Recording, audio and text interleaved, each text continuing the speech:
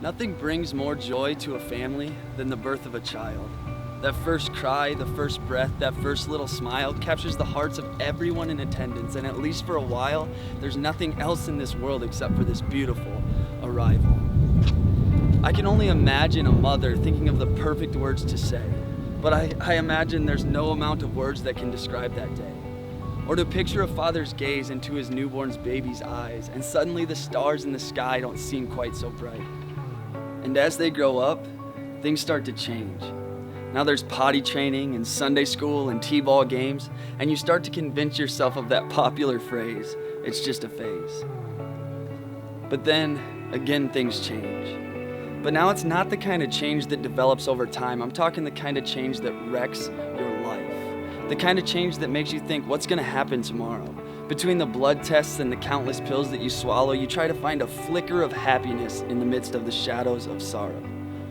And I can't pretend to understand that feeling, but I can imagine. I can imagine it's a lot like driving full speed across traffic into a center divider, and the pit in your stomach grows deeper as the lump in your throat grows tighter. And as you try to decipher all the thoughts that are clouding your head, you start to lend ear to the demons of anxiety and depression. And I can't claim to know that feeling. What I do know is we all have a battle, and we get one earthly life, and only when we learn to number our days can we truly be alive.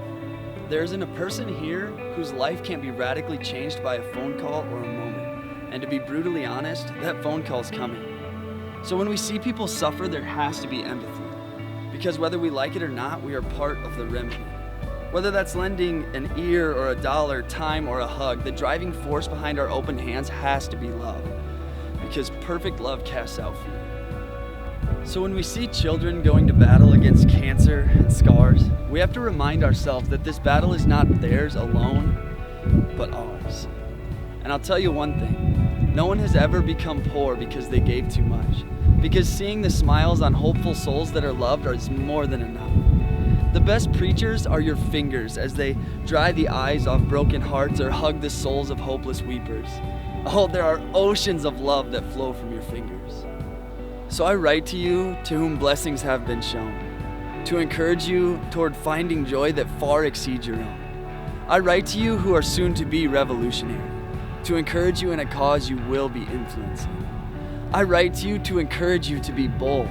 Stand up and show them that they will never walk alone. Most of you have time or money or resources to use. You have love and compassion or a free afternoon. We have more than enough, so it's safe to assume that the one thing we do not have is an excuse.